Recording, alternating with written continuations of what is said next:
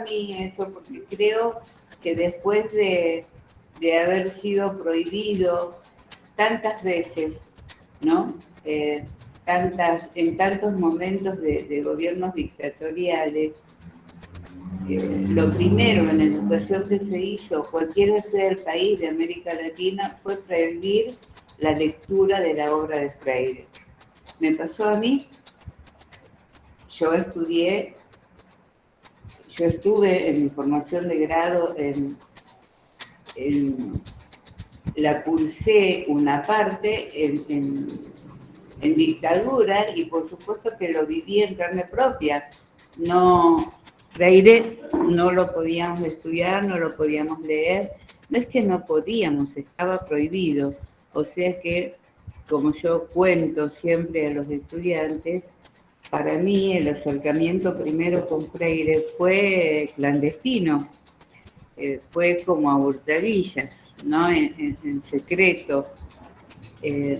Un encuentro que no pude dejar de realizar durante toda mi carrera profesional. A veces, como en esos momentos iniciales, con mucho temor y muy a escondidas, pero otras veces directamente formando parte de los programas de las materias que enseñé, hablando sobre él, sobre su obra, su praxis, su pensamiento, de manera explícita y sin temores. O sea que ese encuentro primero, al que yo digo como una relación clandestina, ¿no? Como de amantes, después se fue como haciendo más presente, más explícito, y lo convertí en tema de mis programas, como formó parte de las clases. Y ustedes, chicos, primero que nada, buen día a todas y a todos. Me alegro mucho de estar en contacto. Yo empecé a hablar, pero de verdad los saludo con muchísimo cariño. Nos hemos encontrado muy al principio del año y bueno, y ahora estamos terminando el año con este encuentro y para mí es una alegría. Les decía entonces que ustedes estén estudiando y revisando el pensamiento freireano es un acto de justicia y un orgullo, porque cada uno de nosotros puede participar del pensamiento de un pedagogo de América Latina que ha brindado su legado al mundo entero, no solo a América Latina. Hay quienes dicen que es el pedagogo latinoamericano más nombrado, al que más homenajes se le han hecho, cuyos centros culturales, escuelas, plazas o calles llevan su nombre. No es habitual, por eso decía que fue muy importante.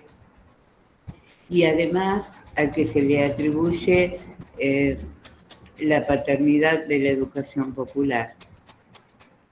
Cada vez que se habla de educación popular se va a hablar de Freire, y no porque Freire ni tenga un libro que tenga este nombre, ni en su desarrollo haya mencionado esta categoría de educación popular de manera explícita. Yo le llamo la alquimia. ¿Saben lo que pasó con la pedagogía y el pensamiento de Freire? Que todos los movimientos sociales, educativos o políticos, con sed, con ansias y con ganas de luchar por la emancipación, han tomado al pensamiento de Freire de manera espontánea, sin que haya contacto, ni contratos, ni convenios. Y cada práctica popular con voluntad emancipatoria ha tomado a Freire y su pensamiento como paradigma. Por eso se cree con mucho tino desde mi pensamiento que Freire es el representante de la educación popular, y la paradoja es que él no habló de educación popular. pero cada movimiento social, cada práctica socioeducativa popular ha tomado el pensamiento de Freire como bandera y como paradigma para sus prácticas. Por lo tanto, vale decir que es el padre de la educación popular. Y también la satisfacción que desde África, de Asia, de Estados Unidos, de Europa, en todos estos continentes y países han tomado el pensamiento freireano cada vez que han iniciado una etapa o una práctica educativa de carácter popular y emancipatorio. Así que este fue el objetivo. Bueno, contarles estos mis inicios de esta relación con Freire y decir que a 100 años mi facultad organice un congreso reivindicando su pensamiento y su obra como un pequeño homenaje, con la presencia que abrió, con la presencia de su ex esposa, me pareció que fue un acto muy emocionante porque nos permitió, Nita Freire nos contó acerca de otros Freire, ¿no? Del Freire cotidiano, del Freire de entre casas, qué cosas quedaban en el tintero, cómo estaba en el momento de su muerte. No murió tan viejito. A mí me parece que es una pena que podría haber seguido. Lo que pasa es que tuvo una vida muy agitada, una vida vivida con mucha entereza, emoción, profundidad y sobre todo con mucho compromiso ideológico y político, lo que le ha valido ser en varias oportunidades expulsado de su país, tuvo que vivir en muchos otros países de América Latina y del extranjero, pero siempre volvió.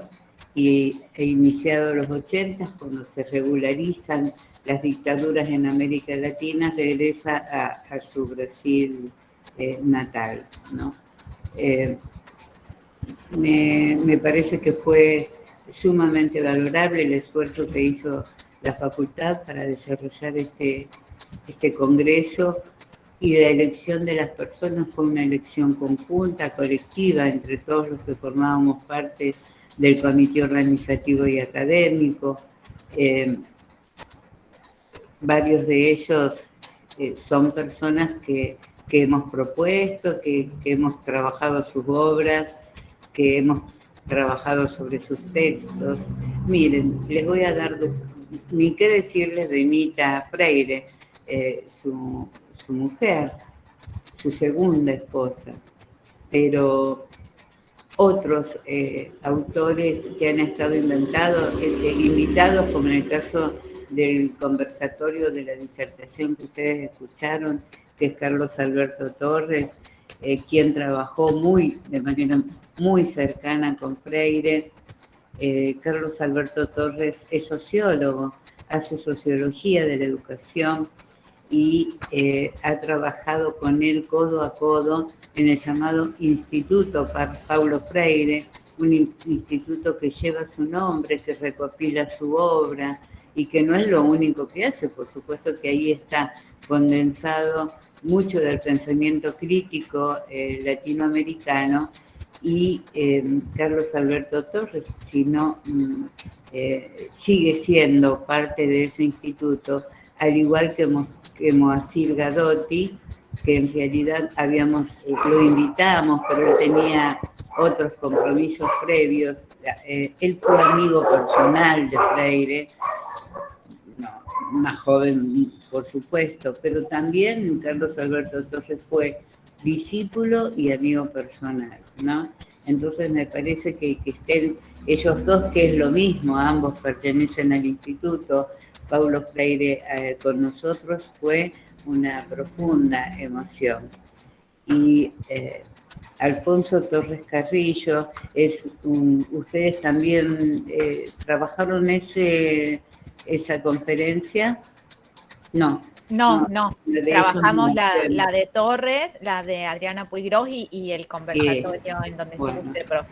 sí, ahora recuerdo.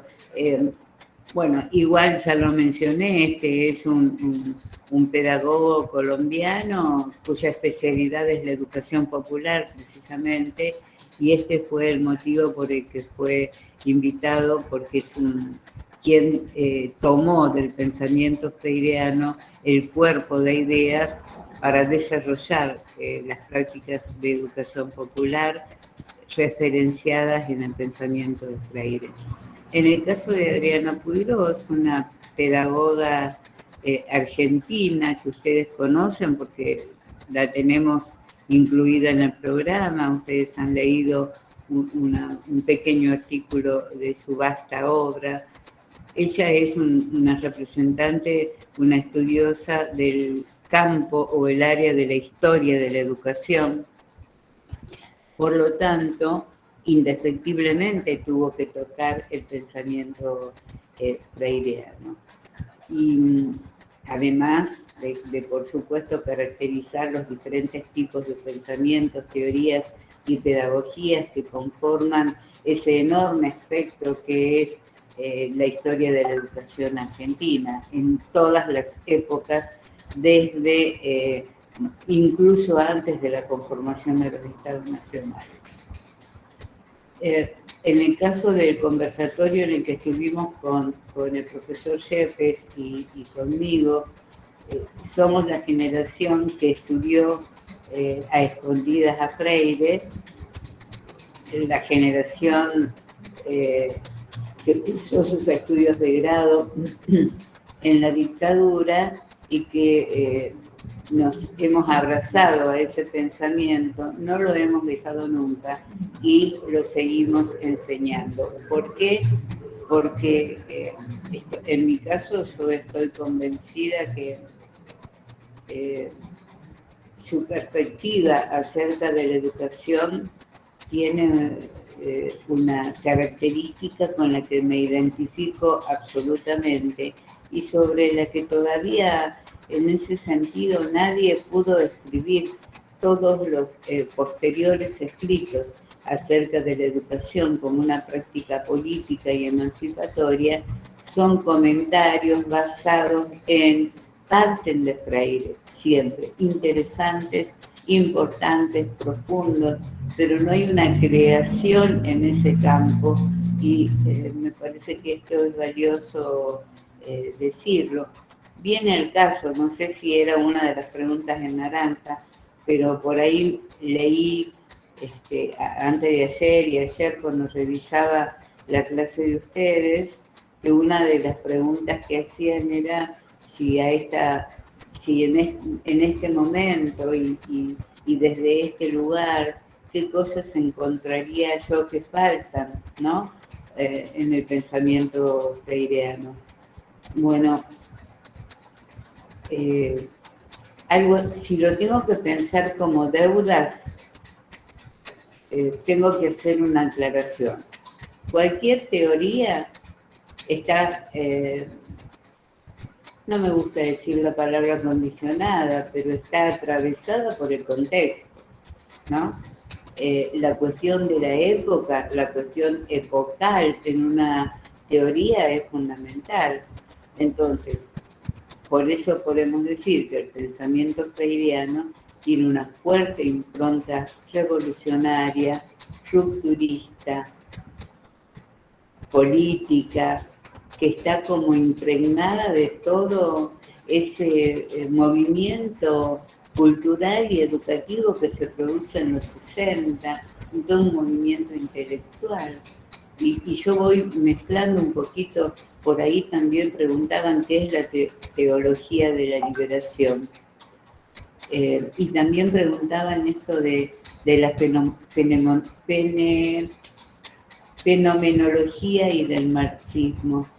Yo les digo algo, les aclaro, es como bastante corto el tiempo para hablar de temas tan densos, pero sí voy a hacer alusión un poquito a estas cuestiones. después seguimos y ustedes hacen las preguntas, pero me voy recordando y quiero ir como haciendo cuña en lo que les voy contando. Les decía que los 60, fines de los 50, los 60 y los 70 podríamos considerar como las décadas de mayor auge o de mayor productividad en el pensamiento freiriano, y no porque no haya seguido escribiendo. Su último libro no publicado, pero que después el Instituto Paulo Freire, con la autorización de Nita, su mujer, que había encontrado los escritos como para armar el libro, que Freire ya lo había escrito, su último libro, aún en muerto, ya fue la producción de la pedagogía de la indignación. Entonces, por eso les decía, no es que no escribió, no, digo que el momento fundacional del pensamiento freireano, desde mi perspectiva, son los 60 y los 70, 2 décadas muy convulsionadas en América Latina, en todos los campos disciplinares e intelectuales, en economía, en religión, en cultura general, en sociología, y no quedó atrás el campo pedagógico educativo, ¿no? Fue un tiempo de grandes cambios.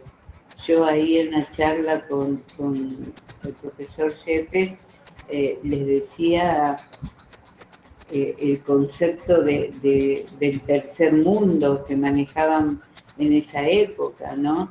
El tercer mundo, esto del país subdesarrollado, del tercer mundo dependiente, las teorías de la dependencia, explicar por qué éramos un país dependiente. Todo esto se produjo en esas décadas.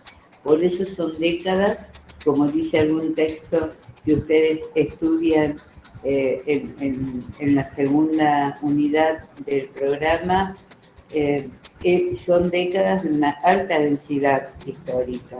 Han pasado muchas cosas en el mundo cultural, intelectual, pedagógico-educativo, en el área económica, les decía en la religión, y ahí hablo de la teología de la liberación, ¿no? Que tuvo que ver con una síntesis y un entrecruzamiento, una ruptura en la prescripción y en la religión como principio teórico. La teología de la liberación tuvo que ver con la irrupción de un conjunto de curas llamados tercermundistas, ideológicamente marxistas, por lo tanto habían puesto el marxismo dentro y cerca de la religión y habían realizado la opción de trabajar por los pobres, de centrar la práctica religiosa en estos destinatarios que eran los pobres. Entonces, por eso porque era la religión puesta al servicio de la liberación de quienes más lo necesitaban, de quienes estaban más oprimidos, en palabras de Paulo Freire. Y el no pedagógico educativo evidentemente se produce en esas décadas de los 60 y los 70, un cambio de frente total, acompañando todos estos desarrollos, acompañando todas estas teorías. Entonces se dejó de pensar a la pedagogía y a la educación con anteojos exógenos o pensarla desde otros lugares, desde otros espacios y desde otras realidades para transformarse en una pedagogía de carácter endógeno, que se mire autorreferencial, que se mire a sí misma. Latinoamérica y su pedagogía pensada desde América Latina, desde sus propias problemáticas, desde su propia realidad. Y ahí estaba Freire. Y aunque ustedes no lo crean, también estaba Illich, un autor que, bueno, en nuestra materia no se puede estudiar, era un monje que se instaló en Cuernavaca, en México, pero que era de origen europeo, y él en realidad realiza una profunda crítica a la educación formal y plantea la necesidad de abolir la escuela, ¿no? Él no creía en el sistema educativo y creía que la escuela lo que hacía era repetir el modo de organización capitalista, el pensamiento capitalista, como lo que ustedes han visto en las pedagogías críticas reproductivistas, ¿no? Con todos estos neomarxistas que les hemos dado a ustedes para estudiar. ¿Qué dicen los reproductivistas? La escuela es un instrumento útil para repetir la ideología de las clases dominantes, por lo tanto, un adiestramiento para ser un fiel discípulo sumiso de lo que el capitalismo imponga. A esto mismo, que lo decían los neomarxistas reproductivistas, lo decía también en Cuernavaca Iván Illich, ¿no? Pero él, ¿qué proponía? En vez de transformar la escuela, proponía la abolición de la escuela. ¿Sí? Bueno, lo opuesto a Freire. Freire decía, hay que luchar desde ahí, adentro del sistema educativo, adentro del campo pedagógico educativo, transformando las escuelas, ¿no?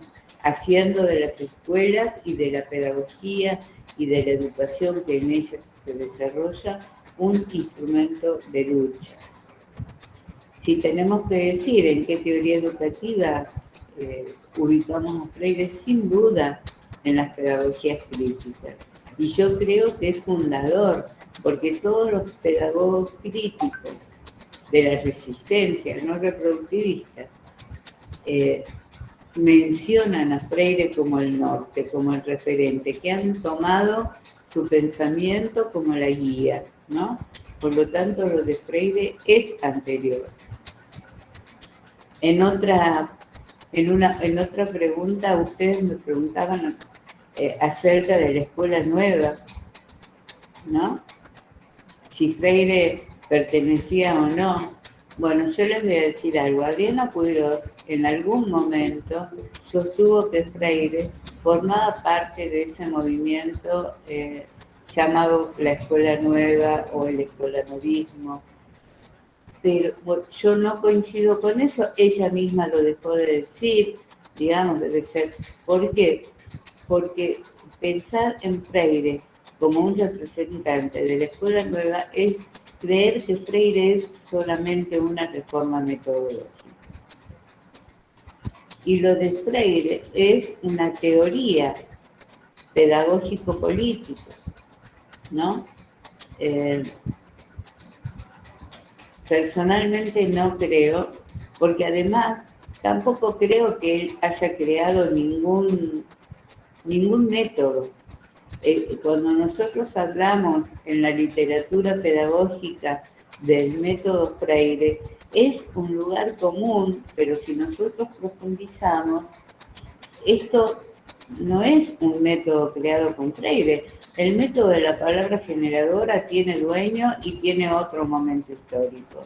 No, Freire utiliza el método de la palabra generadora adaptándolo a su teoría política y pedagógica, porque lo del método es secundario y circunstancial.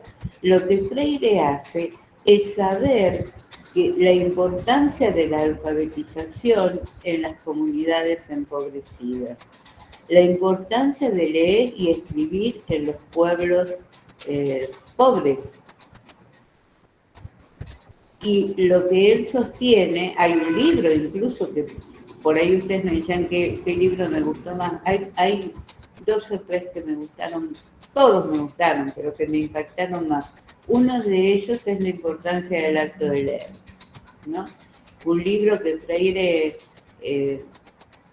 un artículo que está dando vueltas, que es el que Freire, con el que Freire se presenta en los 80, miren ustedes cuánto tiempo atrás, en un congreso de lectoescritura. Y él ahí pero además tiene un libro que se llama así. Esto es como un artículo extraído de ese libro, lo que está circulando. Pero ese libro es muy importante, porque Freire ahí pronuncia una idea que es fundamental. Dice él, primero, los que no saben leer tienen primero que saber leer el mundo y después leer los libros, ¿no? ¿Qué será esto de primero leer el mundo? Será ser conocedor de su propia circunstancia y localidad, ¿no? Comprender su mundo cercano, entender qué le pasa a él en ese mini contexto social del que forma parte, ¿no? Ahí Freire cuenta cómo él aprendió a leer abajo de los árboles en su Recife natal, escribiendo en la tierra con los gajos o los palitos de los árboles, ¿no? Esa experiencia vital de la lectura y la escritura, con quiénes, con qué familia, con qué referente barrial.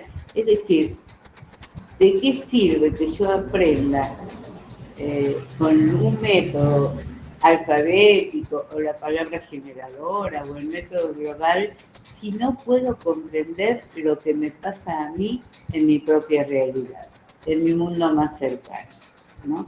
Entonces, esto es lo importante de por qué alfabetizar y por qué la importancia de leer y escribir, ¿no? Primero porque es un derecho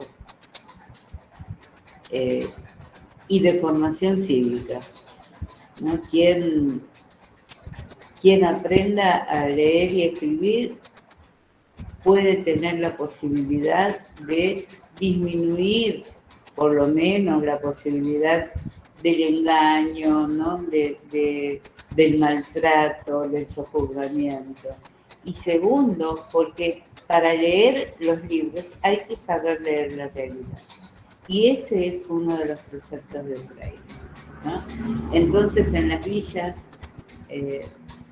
brasileras, como en todas las villas con los nombres que correspondan en cada país y en cada continente, han enseñado a leer y escribir con la perspectiva freireana, que es fundamentalmente primero leer la realidad, saber qué nos pasa, qué le pasa al otro, para después ir al vocabulario, para después ir a unir letras, sílabas, palabras, y eso que hagamos tiene que estar relacionado con la problemática de cada uno de los miembros de la comunidad en la que estén desarrollando la alfabetización.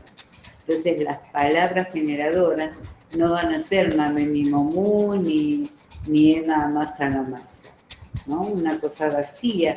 ¿Cómo vos a un obrero de la más cruda y cruenta villa, en este caso de Brasil, porque era Freire, pero de cualquier villa miseria, ustedes van a ofender a un adulto enseñándole a leer con ema amasa la masa, ¿no? Digo, cuando eso no tiene nada que ver con su vida, con su realidad, con sus problemas.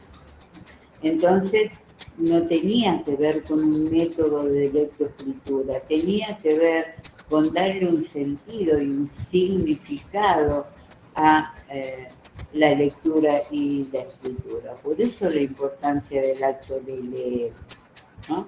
No por un método creado, sino por qué cosas tengo que tener en cuenta a ese sujeto que está aprendiendo a leer, cómo puede leer su realidad, cómo puede interpretarla, cómo puede conocerla para transformarla. Allí, digamos, un concepto clave vinculado con esto, profe, es este de conocer el universo vocabular, ¿no? Él lo pone, crea esta categoría, ¿no? Claro, por eso ema amasa la masa no. Claro. En cambio, palabras que tengan que ver con lo que están viviendo, sí, claro, ¿no? Con esto de de el dolor, con esto del hambre, con esto de el nombre de algún instrumento de trabajo, y también lo subjetivo, hablar, contar, saber lo que a uno le pasa, no te pasa a vos solo, es algo que le está pasando a este, ¿no? A todos quienes están con vos. Entonces, esa es la importancia del acto de leer para Freire. Tomar la palabra, el aprendizaje colectivo, poder contar tu propia realidad, tus propios sentimientos, ¿no? ¿Qué pensás? ¿Qué sentís? ¿Cómo te va? ¿Qué le pasó a tu padre? ¿Qué le pasó a tu abuelo? Y poder desocultar, porque esa es la función, desenmascarar, desnaturalizar. Y leer, sí, la lectura es un punto de llegada para Freire.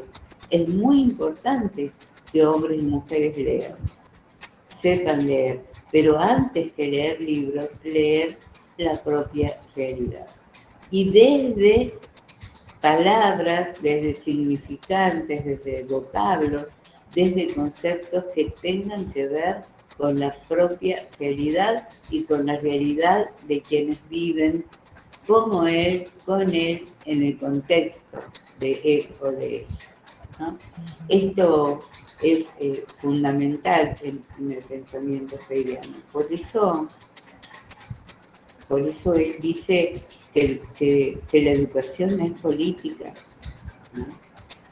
Que siempre está a favor o en contra de algo o de alguien, que no se puede ser neutral, que en términos vulgares diríamos no se puede quedar bien con Dios y con el diablo, ¿no? Hay cosas, otra característica de Freire, y acá vuelvo a la fenomenología, tiene que ver con su formación religiosa. Él fue un religioso practicante, pero de una religión y una doctrina diferente a la ortodoxa. Hablo en el campo de la Iglesia Católica, ¿no? Que también lo expulsan, que también no lo quieren como un fiel, porque él habla de un Dios diferente, pone en relevancia no un Dios de la caridad, sino un Dios sensible y de los derechos, ¿no?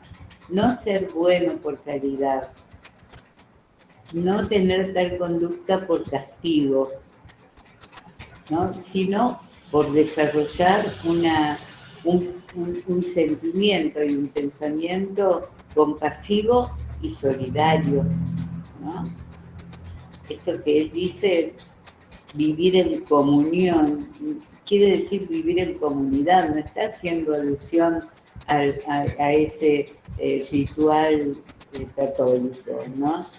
De la comunión. Está hablando de la comunidad, vivir con otros, ¿no? Entonces es una palabra que él utiliza mucho, ¿no? Incluso cuando habla de la comunicación, ¿no? No es esto solo de un circuito comunicativo o de transferir un mensaje y dilucidar cuál es el mensaje, cuál es el emisor o cuál es el receptor.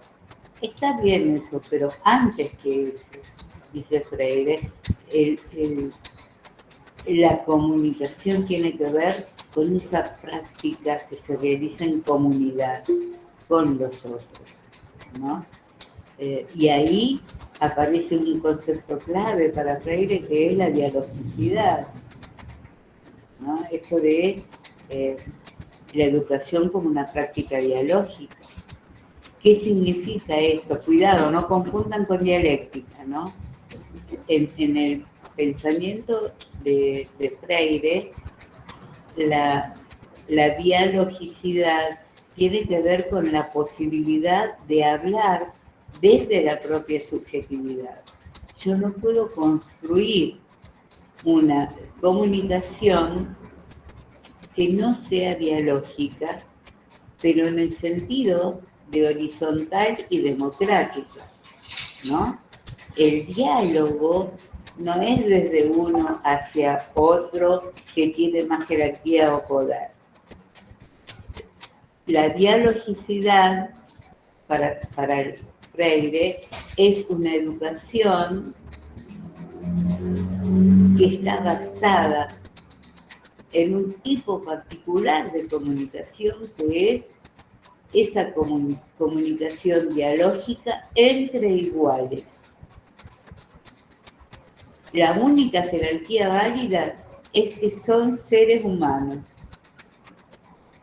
Si sos maestro, si sos alumno, si sos estudiante, si sos profesor, son circunstancias, pero son seres humanos que se comunican dialógicamente.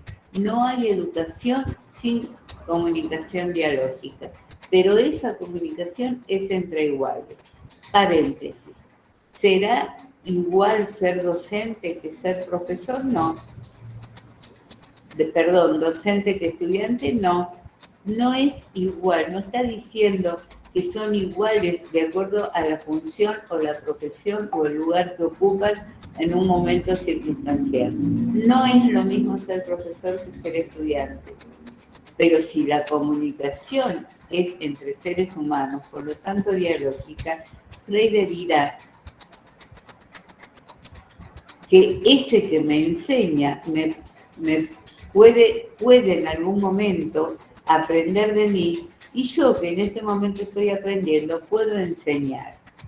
Que esos roles pueden ser intercambiables, porque hay una categoría que nos unifica, que es la de la humanidad. Somos seres humanos, no hay jerarquía. Cuando estamos en la escuela, en la universidad, en el secundario, bueno, hay roles diferenciados, hay unos que enseñan y otros que aprenden, pero también está, como Freire sostiene, la posibilidad democrática y horizontal que me da la humanidad de poder ser en algún momento el que enseña yo y el que aprende el otro, ¿no? Ese es el concepto central de la educación dialógica. Bueno, y además no hay educación sin otro, ¿no? Digamos, no hay una comunicación educativa sin el otro. Después podemos discutir filosóficamente si esto de la autoeducación, del que se educa solo, bueno, habrá quienes se educan sin el sistema educativo, pero siempre hay un otro en el camino. Siempre miro, aprendo, observo a un otro. Es muy difícil pensar en educarme, pensar en aprender sin un otro, ¿no? Por eso Freire habla de una educación humanista. Y es esto. Y acá quiero decir por qué lo de la fenomenología. Porque quienes estudian a Freire y a su pensamiento, dicen que su pensamiento está como mechado, no como atravesado por muchas otras influencias. El marxismo, el discurso o la doctrina religiosa, católica, la fenomenología, el existencialismo. Es decir, hay una serie de teorías filosóficas que confluyen en su pensamiento. Y la fenomenología, que tiene que ver, fenómeno, ustedes saben, es algo que ocurre, pero no solo en el exterior, no como un fenómeno meteorológico, no como el viento que nos arrasó ayer. ¿Se entiende? No es un fenómeno que acontece en la conciencia humana y que pone en juego lo subjetivo. Por eso se relaciona filosóficamente con la fenomenología y también con el existencialismo, por la importancia del contexto, del aquí, del ahora y de la subjetividad. No solo somos sujetos racionales, somos también sujetos afectivos, sentimentales, ¿no? No solo pensamos, también sentimos. No solo vamos en búsqueda del éxito, sino también sufrimos fracasos. Es decir, somos una conjunción de todo esto, por eso lo fenomenológico y lo existencial se conjugan en alguno de los aspectos en el pensamiento freireano. No me gustaría profundizar esto porque sería entrar en un plano filosófico irrespetuoso y simplificarlo demasiado, pero lo que yo sí quiero que a ustedes les quede claro es que Freire fue muchas veces criticado por un aparente eclecticismo, esto de decir, bueno, no es ni un marxista consumado, ni un religioso consumado, ni un fenomenólogo consumado, ¿se entiende? Es como una conjunción y una síntesis. En definitiva, Freire es un tipo que se nutrió de diferentes fuentes para tener un determinado pensamiento, ¿no? No las niega, no dice, no, yo del marxismo nada, no, del marxismo aprendí un montón.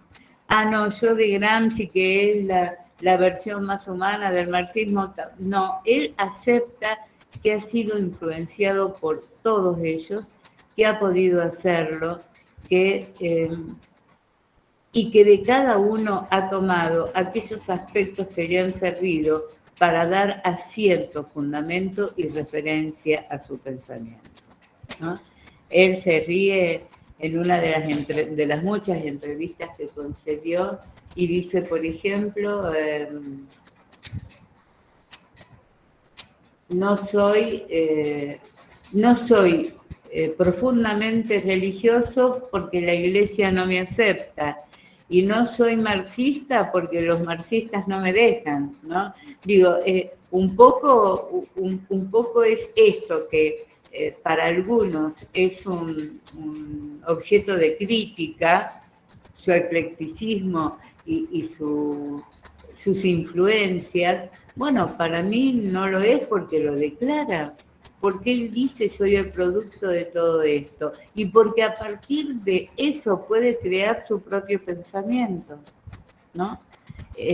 Y hay algo en lo que Freire no es ecléctico, que tiene que ver con el pensar a la educación como una práctica política y emancipatoria y liberadora. Y a eso lo sostiene desde sus primeros libros, ¿no? A finales de los 50 y comienzo de los 60. Digo, esto es muy claro. Freire siempre mantuvo una coherencia ética y política. Siempre tuvo claro a quienes defiende, de qué lado se pone, de qué lado del mostrador está. Y acá no hay eclecticismo que valga. Esto siempre estuvo del lado de los oprimidos. Siempre entendió la educación como una práctica para poder emanciparse o liberarse, ¿no? Y esto no cambió desde su primer a su último libro. Yo podría decir, de manera irrespetuosa, que observo en Freire como dos momentos en su obra. Un primer momento en el que hablamos de la pedagogía de los oprimidos, de la educación como práctica para la libertad, la relación, todos sus libros que tienen que ver con la comunicación social, con la cultura rural, ¿no?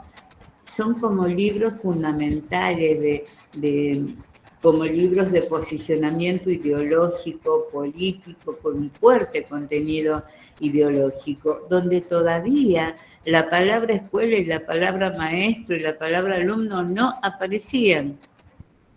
Y podríamos hablar de un segundo momento de su obra, por decirlo de alguna manera. Les aclaro que es algo que yo digo, no es algo que esté dicho de manera generalizada. Yo creo que hay una segunda parte donde él empieza a hablarle al sistema educativo, a la escuela, a los docentes, a los estudiantes, y en ese sentido me parece que tiene que ver cuando él comprende y amplía su visión. porque siempre él pensó una educación de un carácter sociopolítico que esté por fuera de la escuela, porque le parecía que la escuela no podía emprender esa tarea y ese objetivo que él tenía pensado. Entonces se dedicó mucho a la educación de adultos, a las prácticas educativas por fuera de la escuela, como de algún modo como para compensar todo aquello que la escuela no brindaba o no ofrecía. Y después continuó pensando y escribiendo y publicando, y ahí vemos cómo empieza ya a hablar de la escuela, ¿no? Cómo empieza a hablar de los, cómo empieza a hablar de la enseñanza. Miren, qué cosa más hermosa. Freire dice, la enseñanza es un acto de conocimiento, porque cuando enseño aprendo, porque cuando enseño vuelvo a aprender, no porque enseño lo que no sé, enseño, pero cuando cada vez que enseño vuelvo a aprender lo que ya sé, ¿no? Y esto es una definición de enseñanza que no aparece en ningún autor o representante de didáctica y currículum, ¿no? Esto de entender a la enseñanza como un acto de conocimiento, además, él lo dice claramente, cada vez que enseño a ese conocimiento que tengo, él dice, lo repinto, lo rebailo, lo redanzo, ¿no? Es decir, lo vuelvo a aprender y lo transformo cada vez que enseño. Y me parece que en ninguna de las definiciones técnicas esto aparece dicho de esta manera, ¿no? Y empieza a hablarle al estudiante, ¿no? Y le dice la importancia de tomar la palabra, la importancia de decir lo que creen, la importancia de la lucha, de la utopía. Entonces, ¿qué es lo que me parece a mí que en esta segunda parte, a la que yo llamo segunda parte, hace? Es decir, señores, la transformación puede darse tanto por fuera como por dentro del sistema educativo, ¿no? Lo que nos está diciendo es, mientras haya sueños, mientras haya utopías, la transformación es posible. Él se expidió, incluso antes de su muerte, claramente en contra del neoliberalismo. Estuvo en contra del neoliberalismo, lo pudo decir, lo dijo, habló de los riesgos de este neoliberalismo, habló de los riesgos del capitalismo.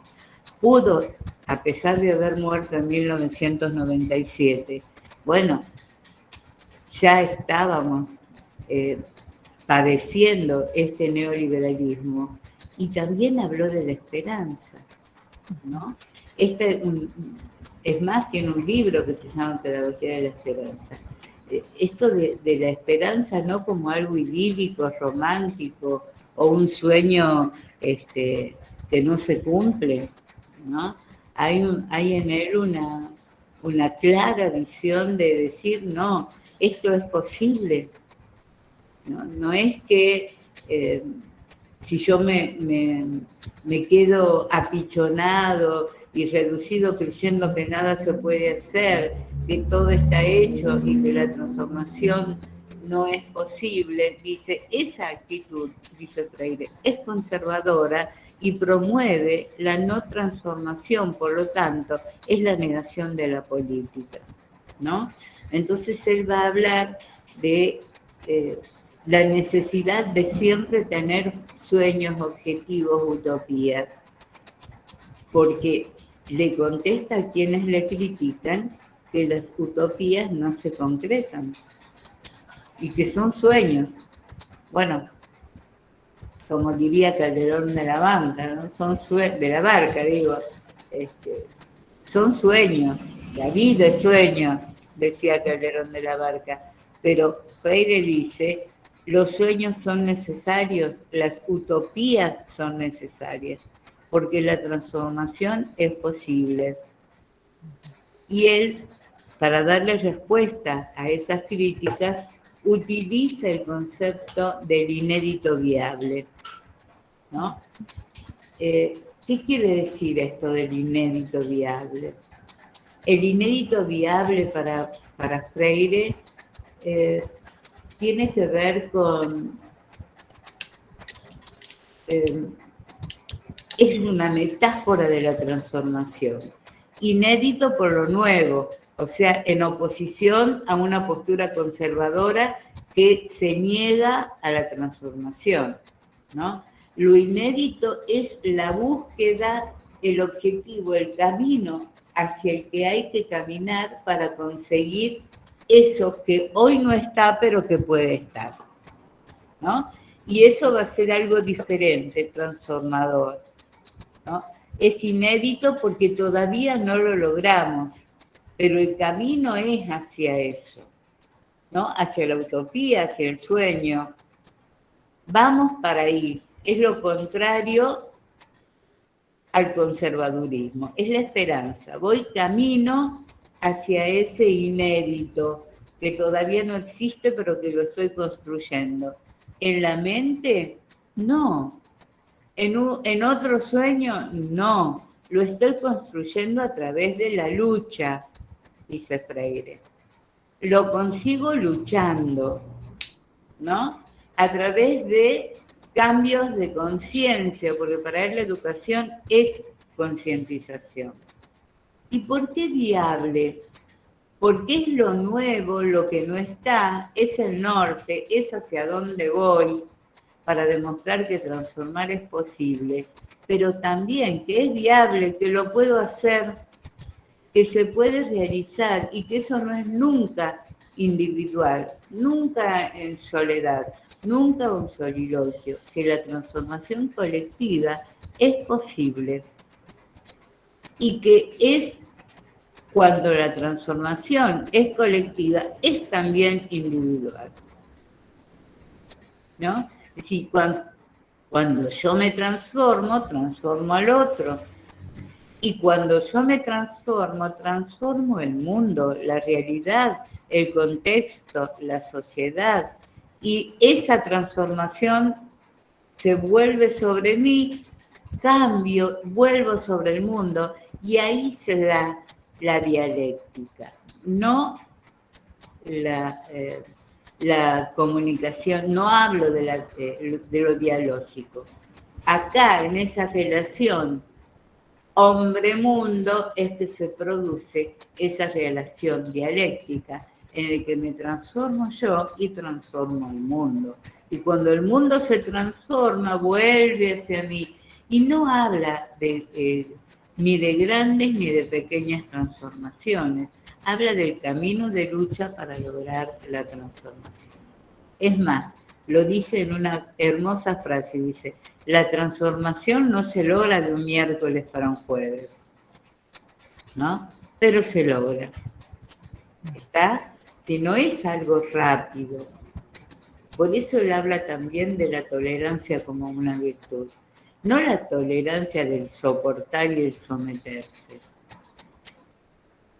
sino la tolerancia como una conciencia y una virtud que es la capacidad de espera, pero no de espera pasiva, de una espera activa, ¿no? En permanente construcción. Porque Freire dice, la realidad no es, con esto quiere decir, nunca es definitiva. La realidad está siendo siempre. Se está construyendo y está cambiando. Y ahí están metidos hombres y mujeres.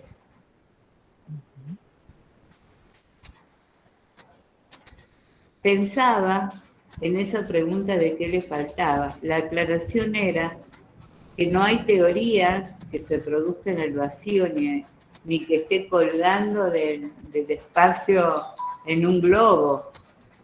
Todas las teorías se producen en un contexto material, en un contexto social, y hay teorías que prenden, hay teorías que se arraigan, hay teorías que se afianzan, y es como que han encontrado esa identificación entre la teoría, el mundo académico y el mundo real. Hay teorías que dicen son adelantadas. En su época, no, en el momento de creación, en el momento de que se construyeron, no tuvieron impacto, no tuvieron repercusión. Sin embargo, muchos años después, o incluso siglos, tienen como una representatividad, y es porque se ha logrado esa amalgama entre el contexto y la teoría, ¿no? Bueno, a mí me parece que el pensamiento de Freire ha logrado algo que no se ha logrado en la teoría pedagógica nunca.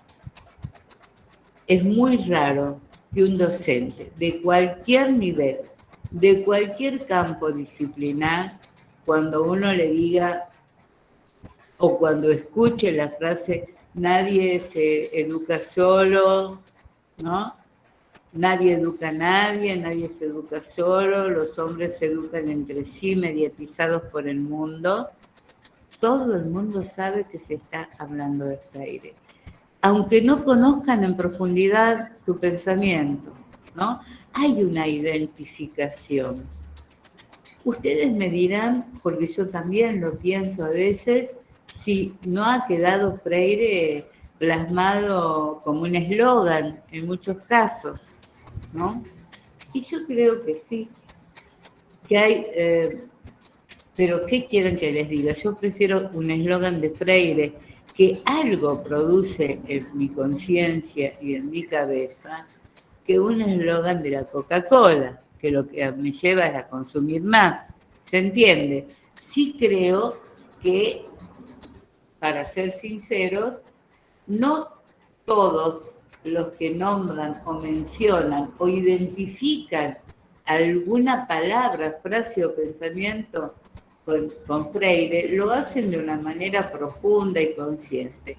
Pero hay algo que ya está. Saben que es con Freire el tema. Saben que es por ahí.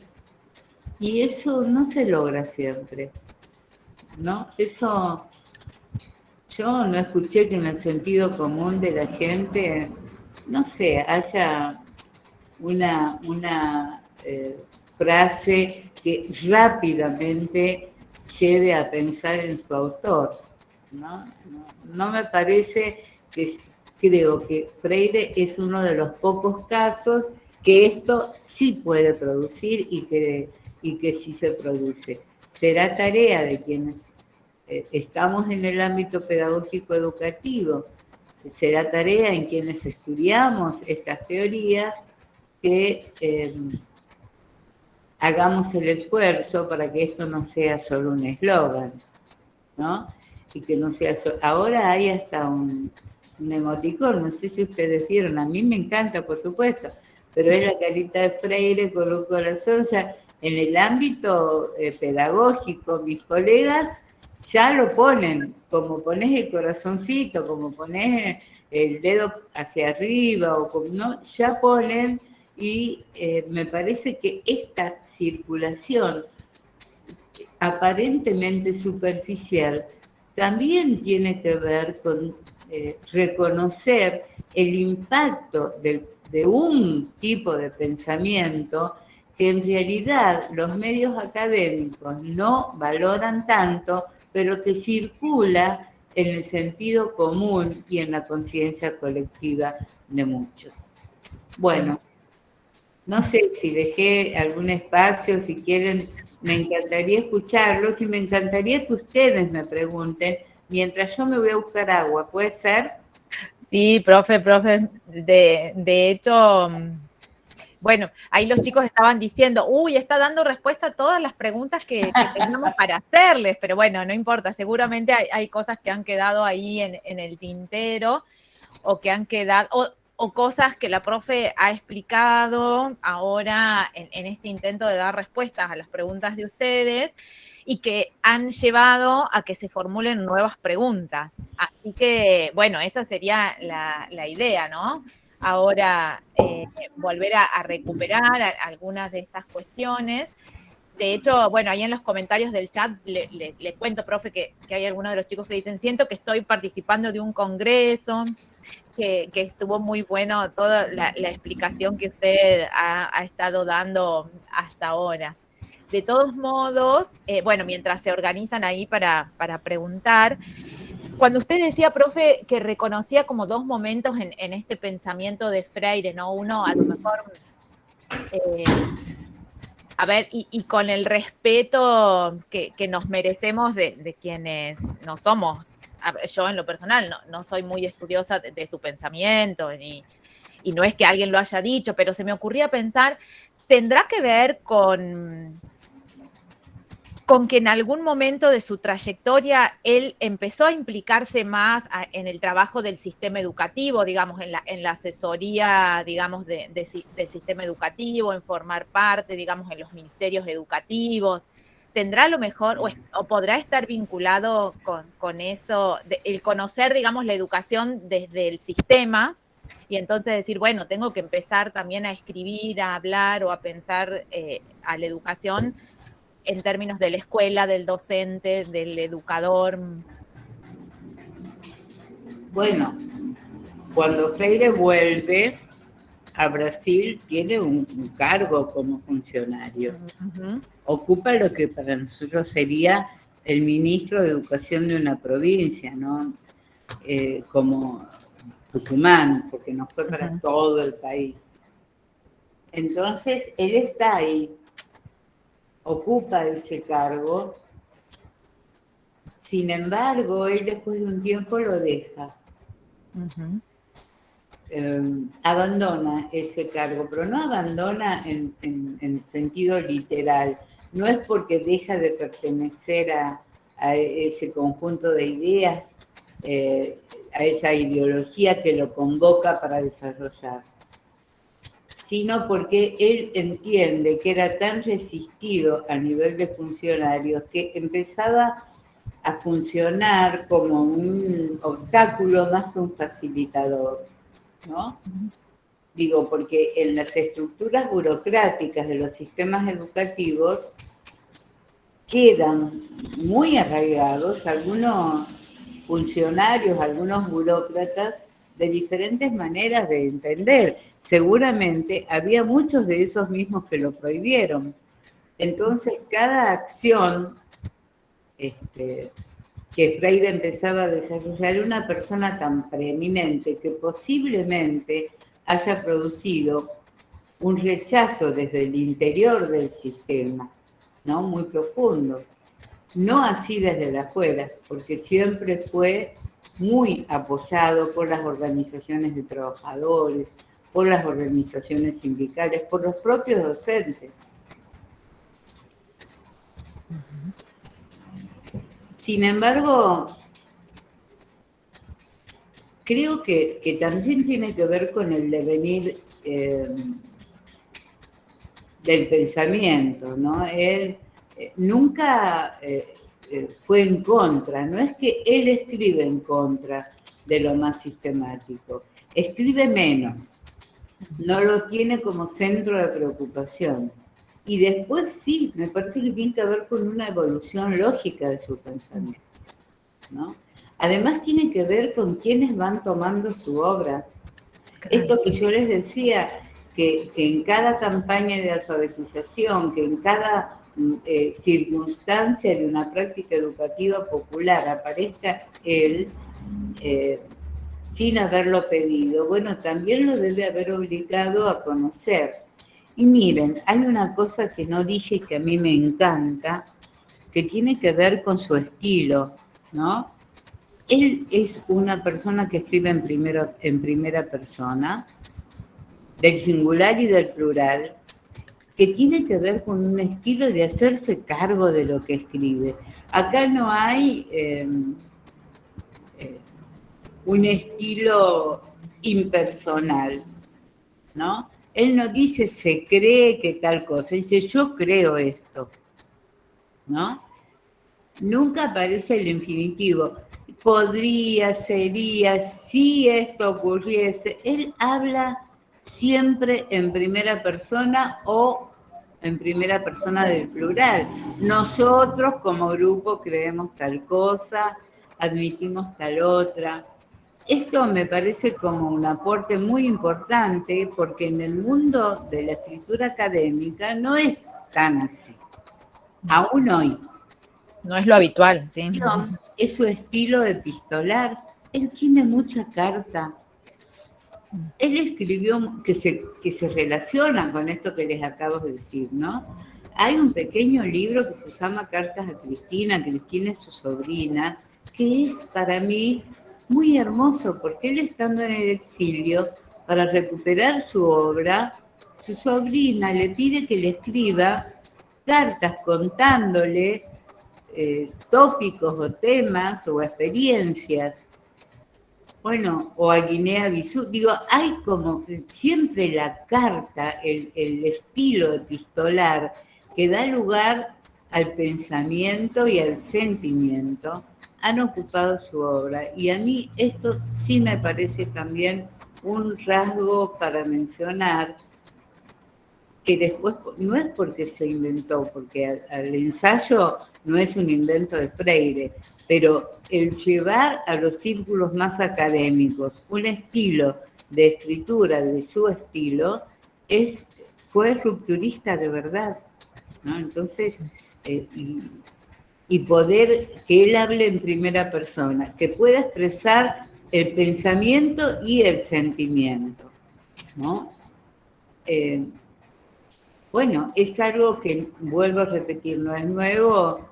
Yo muchas veces lo he enseñado, de dónde aparece, cómo aparece, ¿no? Este concepto del sentipensar, que en realidad tiene un origen en la sociología y en la literatura, ¿no? Eduardo Galeano, el gran Galeano, el uruguayo, él habla del sentipensar. Bueno, es esto, no separar la cabeza del cuerpo.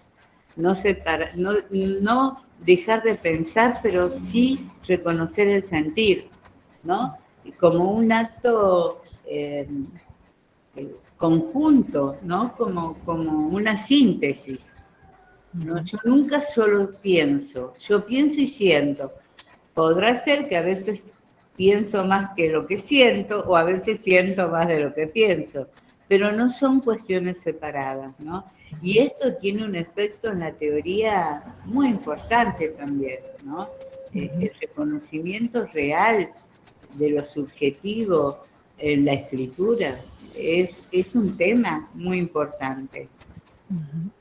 Bueno, equipo, andan por ahí, hay gente presente todavía, estimamos que sí. Bueno, no sé, habían quedado ahí Santiago, que había pedido la palabra, Nicolás también había mencionado que quería hacer alguna de las preguntas que en algún momento habían formulado. No sé quién quiere iniciar. Solana también levanta la mano. No sé si está Santiago. Si no, vamos con Nico. Sí, profe, yo sí estoy. Bueno, dale, Nico. Y después va Solana, ¿sí? Bien. Bueno, ¿qué tal? Primero que nada, hola, profe. Hola. Buen día. Bien, yo tengo una pregunta que formulamos acá con el grupo, que tiene que ver mucho con lo que usted explicaba, con lo que estuvo contando a lo largo de toda la charla, ¿no? Con el tema de la contextualización, que usted mismo dijo que, bueno, Freire, de hecho, para estudiarlo tenemos que tener muy presente el contexto en el que él vivió, un contexto bastante movido, tanto en cambios sociales como de paradigmas, ¿no? De esos años. Y bueno, con respecto a esto, como futuros educadores, nuestra pregunta era, ¿qué podemos hacer cuando la contextualización de los contenidos puede llegar a costarte un trabajo o desde el Estado hay una bajada de línea presente que dificulta esta contextualización? Y si me permite, acá le quiero dar un ejemplo de algo que pasó en mi caso por una experiencia personal de cuando yo estudiaba en la secundaria. Hasta, si no me equivoco, hasta el año 2010, el 12 de octubre era conocido como el Día de la Raza. Ahora ya sabemos que se le conoce como el del respeto a la diversidad cultural. Y bueno, en mi caso pasó que me tocó una experiencia que en el Día de la Raza se conmemora la llegada de Cristóbal Colón, la irrupción de España en América, y cuando cambió el tema de esta conmemoración a quizás algo más reflexivo hacia los pueblos originarios, muchos profesores tuvieron por ahí profesores de historia, por supuesto, una cierta resistencia hacia este punto de vista, ¿no? A este cambio de fecha. Entonces, ¿qué hacer en esa situación? Como les digo, que hay una bajada de línea desde el Estado, que tiene que cambiar ese nombre, esa conmemoración, esa fecha, y hay una resistencia por parte de los profesores. ¿Cómo contextualizamos eso? Inclusive también teniendo en cuenta de que, bueno, como usted también explicaba mientras charlaba, el tema de que no podemos ser neutros, de la objetividad y que no es difícil de mantenerla. Y bueno, justamente por eso, ¿qué opinión tiene usted sobre esto? Bueno, primero, mirá, a ver, Nico, algún día nos tenés que tocar algo, porque estoy viendo ahí un conjunto de guitarras. Bueno. Sí, gracias. Yo hay cosas, cuando los gobiernos democráticos deciden llevar a cabo transformaciones, me cuesta pensarlo como bajada de línea, ¿no? Porque estas transformaciones en los gobiernos democráticos siempre tienen que ver con pasajes por el Congreso, por votación de diputados y senadores. Hay como una medida que desde algún lugar consensuada o que se lleva a cabo haciendo uso de algunos mecanismos democráticos que son saludables. Esto como primera cosita. En segundo lugar, también creo que si no que los sistemas de poder, si no llevan a cabo transformaciones que no necesariamente tienen que ser súper importantes, pero que reflexiva e ideológicamente son importantes, entonces sería un sistema absolutamente hegemónico y conservador, ¿no? Sin posibilidad de revisar nada, ni de cambiar nada. Y otra de las cuestiones que me parece que tendríamos que tener en cuenta es tener conciencia que cada vez que se toma una medida que es transformadora y que tiene que ver con una visión, con una postura ideológica, siempre van a aparecer procesos de resistencia. Y acá la resistencia, en el caso de la docencia, ¿cuál puede ser? No mencionarla, digamos, no trabajar bajo la perspectiva que se está indicando, o la otra posibilidad también es que utilice la clase para expresar su opinión personal en contra, ¿no? Y yo te diría que todo eso es válido y que es esperable. Que en general, cuando son respuestas aisladas, los estudiantes van a tener la posibilidad de poder comparar y sacar conclusiones propias, ¿no? Y que cuando esa medida se toma, lo más repentino y lo más cercano en el tiempo es más complicado porque ahí aparecen las resistencias más fuertes. Y que después el tiempo también va morigerando, ¿no? Digo, también las va atenuando. lo interesante es que no sean medidas que solo quede a expensas de que la escuela las sostenga, sino que se expliquen públicamente y que no sea el Estado únicamente presente en las escuelas con la medida o en las instituciones educativas, sino que sea un Estado educador, ¿no?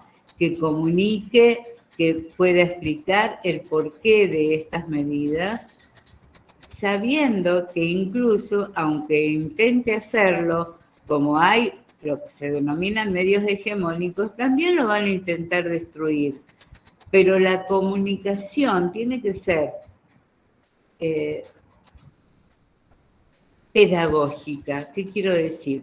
Freire dice que él era un más político que pedagogo, ¿no? Y que si elegía ser pedagogo, era un pedagogo político. Entonces, esto quiero decir, que también hay que hacer las políticas de Estado más educativas, ¿no? Y las prácticas educativas más políticas. Y que, como ya dije, los cambios no son del miércoles para el jueves. Quien tenga convicción de que esto es lo correcto, y voy a utilizar una palabra que es casi una mala palabra, pero para mí no lo es, por eso lo utilizo, hay que seguir militando la conciencia que uno tenga de eso. Es decir, sin ejercer autoritarismo, sin obligatoriedad, sin discurso único, pero si yo estoy convencido de que esto tiene una explicación, tengo la obligación de no privar al estudiantado de que por lo menos evalúe dos posturas y saque sus conclusiones. Y Yo eso es estoy de justamente acuerdo. lo Los que... docentes debemos decir, yo creo esto, estoy convencida de esto, estoy de acuerdo con esto, pero también hay otra postura. Vean ustedes, y ahí está el verdadero ejercicio de la docencia. Y eso... No en el adoctrinamiento, pero sí en la posibilidad de decir, yo me paro acá, estoy parado en este lugar y creo en esto y estoy de acuerdo con esto o en desacuerdo con esto, y explicar por qué, ¿no? Sabiendo de antemano que no hay posibilidad alguna de pensar neutralidad en la práctica educativa. Y eso no sé también si fomentaría... te contesto, Nicolás.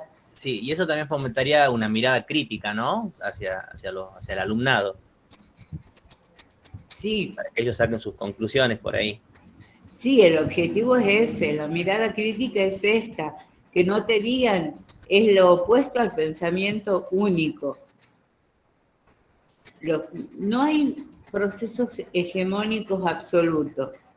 Siempre hay quiebres, siempre hay fisuras, siempre se filtra algo, pero también es cierto que como hay una fuerte intención de hegemonía, y que no es solo de la escuela, ¿no? Está en la literatura, está en los medios masivos de comunicación, está en tantas partes que hay siempre un objetivo de construcción hegemónica, ¿no? Pero saber que eso se puede agrietar en algún momento. Palabra a la que tampoco le tengo miedo y que han demonizado, ¿no? Es como satánico decir la palabra grieta. Y está bien que haya grieta. Yo hay personas con las que ni me siento a tomar un café. Y eso es esto que decía Freire, el derecho a la indignación, al enojo, a la ira, ¿no? Porque si uno no pasa por estos sentimientos, no transforma nada. Resulta que ahora hay un odio tan terrible, circulando disfrazado por todos lados, pero después hay un discurso tan antigrieta que es como incompatible ¿no? El odio con lo anti-grieta, digo. A ver, porque una cosa es no estar de acuerdo y otra cosa es militar el odio, ¿no? Es decir, que todo lo que vos hagas tenga que ver con la construcción del odio como un sentimiento hegemónico, porque esto hace que la racionalidad no funcione, ¿no? Vos a veces decís, pero ¿por qué tanta bronca a tal cosa? Y es como complicado, no te saben explicar, en cualquiera de los sentidos, ¿eh? Entonces, bueno, hay que, si vos estás de acuerdo o si vos como docente no estás de acuerdo, lo tenés que decir igual, pero las dos posturas. Y tener la honestidad intelectual de decir esto es, se explica de esta manera y esto se explica de otra manera, ¿no? Mi manera de entenderlo es esta, yo estoy de acuerdo con esta, pero no implica que lo estén ustedes. Si lo están, bueno, uno siempre siente satisfacción cuando hay más gente que se identifica con lo que uno se identifica. Pero para eso no tengo ni tomar represalias, ni obligar, bueno, ni tampoco argumentar como lo hizo Esper, ¿no? De una manera tan salvaje y primitiva. Cuando, no sé si lo escuchaste, Nicolás, cuando habló del 12 de octubre. No lo vi. Bueno, traten de buscarlo en YouTube, el discurso de Esper acerca del Día de la Raza, porque esto sí sería, para mí, un retroceso en el pensamiento terrible. Bueno, muchas gracias, profe. No sé si Solana había levantado la mano, pero no sé si era para hacer alguna otra pregunta. No sé si estás por ahí, Solana. Y Ivana también, pero me parece que ha salido. Ahí Solana está escribiendo. Dice, ¿qué nos podría decir o qué cree que pensaría Paulo Freire acerca de este momento de pandemia y cómo podría orientarnos o guiarnos? Entiendo, Solana, que estás haciendo referencia a nuestro rol como educadores, al contexto de pandemia vinculado con la educación. No sé si tenés audio, Sol. Si no, vamos a tratar de reinterpretar tu pregunta. Profe. Sobre la educación y el rol. No me anda el micrófono, profe. Bueno, sí, vinculado a la educación. Y ahí está Abril. Sí, Abril. Sí, disculpe. Buen día, ¿cómo están? Hola. Yo soy del grupo de Sol. Sí, dale. Con esa pregunta nos referíamos justamente al tema de profesores, alumnos, porque obviamente fue como un cambio drástico y fue difícil. Para muchos fue difícil, así que personalmente a mí también me gustaría saber qué consejos nos podría dar Freire si estuviera aquí. Creo que sería maravilloso escucharlo también, pero bueno, ojalá pueda responder nuestra pregunta. La verdad que es muy comprometido que ustedes me pongan en el lugar de pensar qué diría Freire. Yo voy a intentar ser lo más honesta posible y pensarlo desde su propio pensamiento. Yo estoy segura que Freire tomaría una actitud muy similar a la que tomó Boaventura de Sousa Santos. Me parece que su pensamiento acerca de toda esta pandemia y del impacto en la educación tendría bastante que ver con esto, porque él siempre fue muy crítico del neoliberalismo y el capitalismo, y creo que consideraría que ellos, tanto el neoliberalismo como el capitalismo, también serían un virus, ¿no? Y que estaríamos hablando de dos pandemias, ¿no? La del coronavirus y la de este sistema político y económico que produce en un proceso de tanta deshumanización. ¿Y qué decirles de lo que podría decir de lo que está pasando en su país? En principio volvió a estar prohibido con la llegada de Bolsonaro. Prohibió todo, plazas, bibliotecas, escuelas que tenían su nombre, destruyó todo eso, prohibió su obra, no puede ser de circulación en el sistema educativo. Por lo tanto, me parece que eso estaría marcando de manera clara lo que él piensa de todo esto.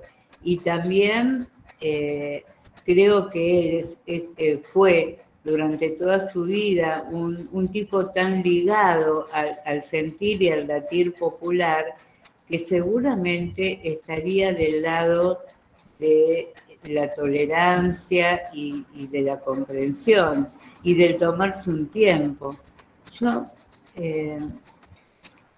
Yo no puedo arriesgarme, me parece una falta de respeto. Lo que sí creo que él habla, primero que creo que habría, porque se conocieron, porque compartieron ideas y prácticas como aventura, y creo que sí tendría una postura bastante similar. Y por otro lado, creo que sería un crítico empecinado del bolsonarismo y del modo en que Bolsonaro lleva esto. Y creo que sí también nos haría un llamamiento a un mundo más humano, ¿no? Me parece que él bregaría, no se me ocurre pensar qué diría de lo tecnológico, si más a distancia, menos a distancia, si la educación así, si la educación asado. Esto es como demasiado anticipatorio, no me animo a decirlo. Lo que sí creo que diría es que esto puso de manifiesto las grandes desigualdades del mundo, las desigualdades entre los países y el dolor de enormes sectores de la población que viven en la más dolorosa de las miserias, y que haría un llamamiento a que los países más ricos tengan una actitud más humana y solidaria. Me parece que mientras hay quienes tienen acumuladas cantidades enormes de vacuna porque su población no quiere inocularse, hay otros países de otros continentes, pero también de América Latina, que no tienen ni los mínimos porcentajes de población vacunada, ¿no? Entonces, todo me resulta como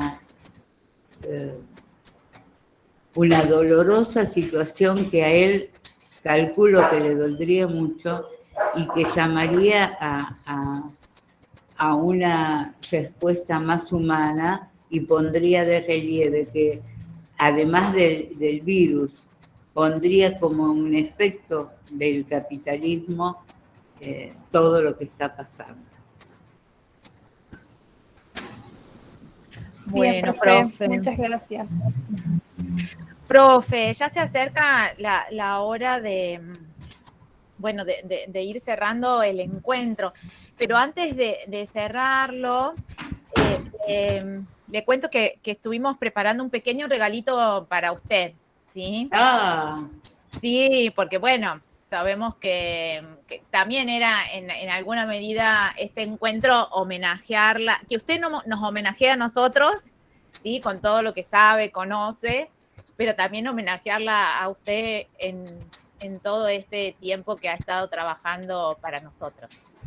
Así que bueno, le hemos preparado un videíto que queríamos compartir. Ustedes están decididos a hacerme llorar, porque yo ando con el llanto fácil. Sí, dale, somos varios. Con todo el amor lo recibo. Somos varios los que estamos en ese estado. Bueno, ahí voy a compartir. Un hombre del pueblo de Neguá, en la costa de Colombia. No sé si se escucha. Sí escuché. Bueno, Ahí ponemos un poquito más alto para que se pueda escuchar bien.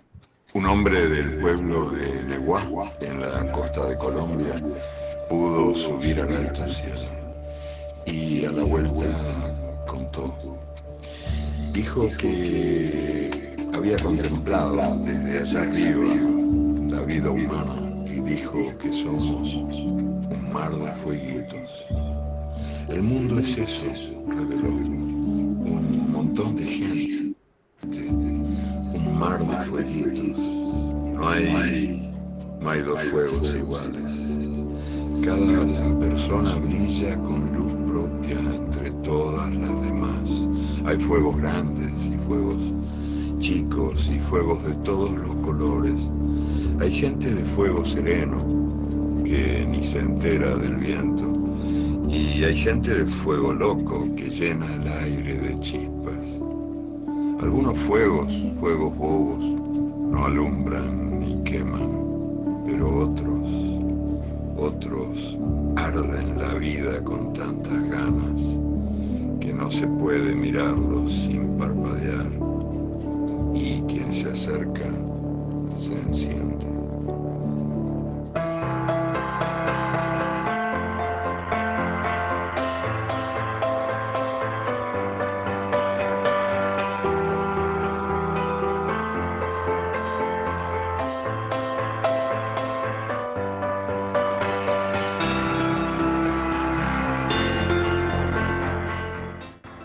Hola querida profe, ¿cómo está?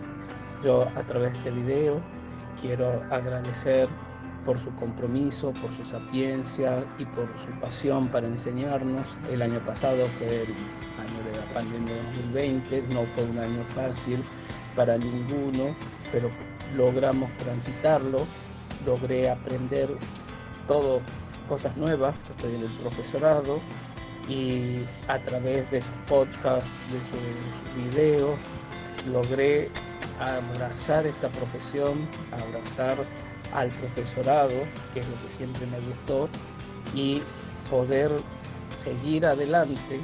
No sabía si iba a pasar de primer año, logré pasar y hoy estoy encantado con todo lo que aprendí de su parte. Muchas gracias, le deseo una vida maravillosa y por siempre la profe María Eugenia va a ser la que nos va a guiar en nuestro camino ya como docentes. Un beso grande. Querida profe María Eugenia, soy Carla y tuve la oportunidad de conocerla en el 2017. Algo que recuerdo de ese año en particular es que estuve pasando un momento difícil en mi vida, pero sus ganas de estar en cada clase mostraban su amor a la enseñanza. A pesar de que quizás estaba un poco débil, siempre terminamos nuestras clases con un tiempo de diálogo, donde nosotros los alumnos podríamos y teníamos la oportunidad de expresar nuestras opiniones, a pesar de que muchas veces no coincidíamos con nuestras conclusiones. Admiré siempre su capacidad de llevar al frente una cátedra estando sola, su dedicación y su esfuerzo.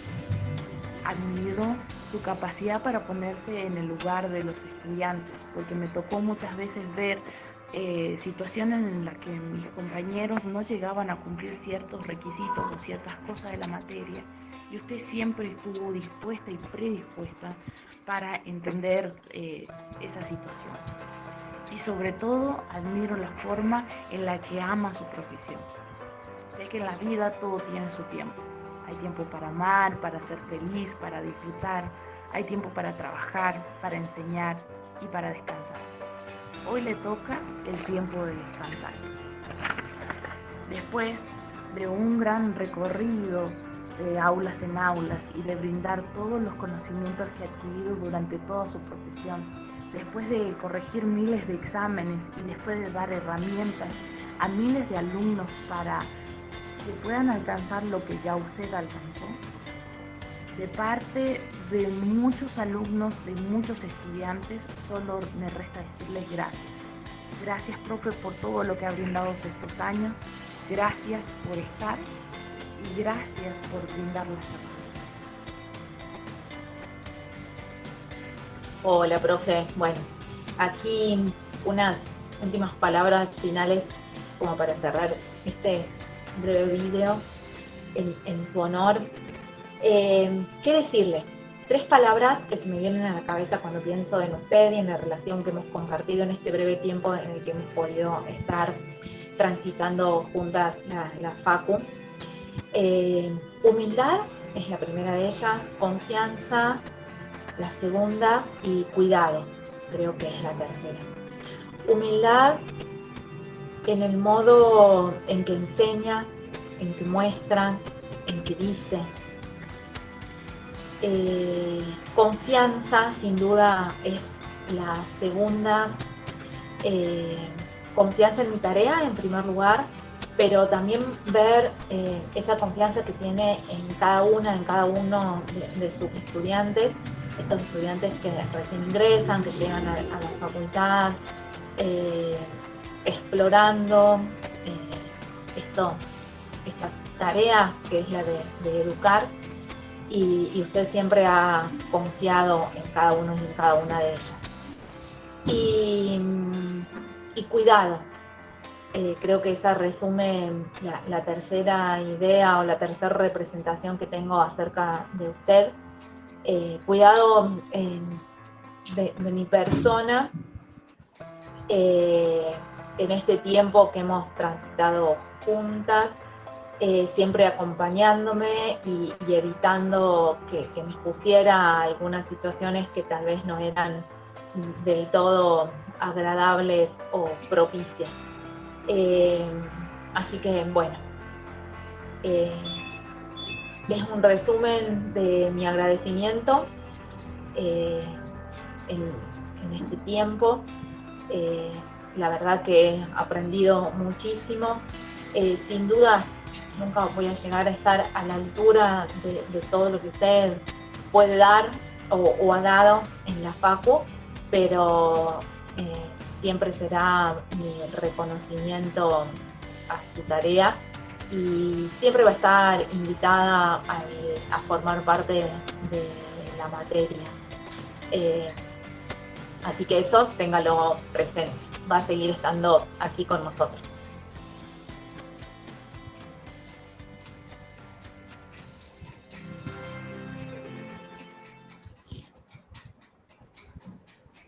Bueno, profe. Muchas gracias. Muchas gracias a todas, a todos. A mí ya no me da vergüenza emocionarme, la verdad, pero yo quiero decir, bueno, empiezo por vos, María Luisa. Yo celebro que nos hayamos encontrado. Y creo que nada es casual y que las cosas se dan. Yo no podría ser ni hacer lo que hago si no tuviese del otro lado esa mano que esté ahí dispuesta a trabajar. Hay una sola cosa que yo siempre les digo a los estudiantes y también a vos te lo digo. A mí me gustaría que les quede de mí el enamoramiento que yo tengo por el conocimiento, el que yo reivindico que soy una vieja rebelde porque fui una joven rebelde. Y creo que la rebeldía nos hace mejores. Y lo último, decirle que una de las pocas cosas que yo disfruto mucho es haber tenido en mi vida millones de estudiantes. Porque me cuesta muy poco conectarme con la juventud, con la rebeldía, con las buenas y con las no tan buenas cosas que a veces uno se encuentra. Porque la vida es eso, ¿no? Y que siento profundamente lo que dijeron, que yo lo siento así, que creo que es verdad, que siempre construimos finalmente buenas cosas, con todos los matices del universo, pero como digo últimamente, me gustan los matices y más que el universo, me gusta el pluriverso. Y eso me gustaría dejarles, ¿no? Ese respeto por lo diverso, ese jugarse en cada clase, ese que ustedes sepan quién soy yo, cómo pienso, y dar la posibilidad a que el otro también pueda contarme quién es y cómo piensa. Y que eso se celebre y que no sea motivo de ocultamiento. Así entiendo la manera de hacer docencia. Bueno, no sé más que decir. No sé si estaré a la altura de lo que ustedes dijeron tan hermoso, pero muchas gracias. Gracias, María Luisa. No, por favor. Bueno, ahí estaban proponiendo esto, que todos abran los micrófonos y le ofrezcamos un último aplauso a la profe, ¿sí? De agradecimiento por el encuentro de hoy, por estar aquí presente, por haberse hecho tiempo para compartir. Y bueno, eso. No sé si quieren abrir los micrófonos y un último aplauso y le cuento ahí. Yo también. Profe.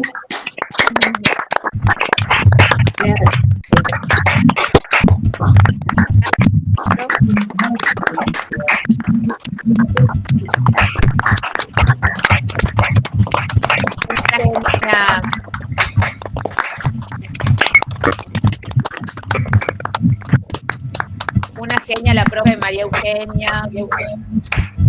Hermoso, muchas gracias. No, gracias profe, a un honor haberla tenido. Todo eso dicen en el chat, un placer. Bueno, eso comentan ahí en el chat. Bueno, muchas gracias. Me conmovió que pongan a Galeano, que yo sin saber nada hoy mencioné. Sí, casualidad, esas casualidades, Sí, bueno, también sí. tienen que ver, a ver, que no sé si son tan casualidades, ¿no? Creo que también tienen que ver con una manera de mirar. Así es. Bueno, les mando un fuerte abrazo a todas y todos. Muchas gracias y muchas gracias. Un conmovido, muchas gracias, María Luisa. Bueno, y que está todo invitada, siga profe. bien y seguimos en contacto, Sí. ¿no? Y Bueno, sabe que está invitada al encuentro de la reserva que hacemos el 6, si pudiese ir, llegarse, respetamos mucho. No creo que pueda, porque tengo una cosa muy parecida en filo. Ah, bien. Pero ya voy a confirmar la fecha. Creo que estaba pautado, yo pedí cambiar, pero no sé, hay que cambiar muchas cosas. Bueno. De todas maneras, les agradezco. Ay, se nos ha ido la profe. Bueno. Hola, hola. Hermoso su video, la verdad la felicito. Muy buena la idea. Muy lindo homenaje, profe. Gracias a quienes se sumaron a la propuesta. Bueno, equipo, nos seguimos viendo en el aula, ¿sí? Subiremos la grabación del encuentro de hoy, que sin duda va a ser material de consulta y que va a estar incluido en el último parcial. Bueno, no quiero hablar de eso. Terminemos de disfrutar el día y en cuanto suba el video de la clase, les mando un mensajito y les aviso, ¿sí? Perfecto, bueno, profe, chao, muchas gracias. Ok, profe. Bueno, profe. Chao. Chao. Gracias, profe. a ustedes por estar ahí.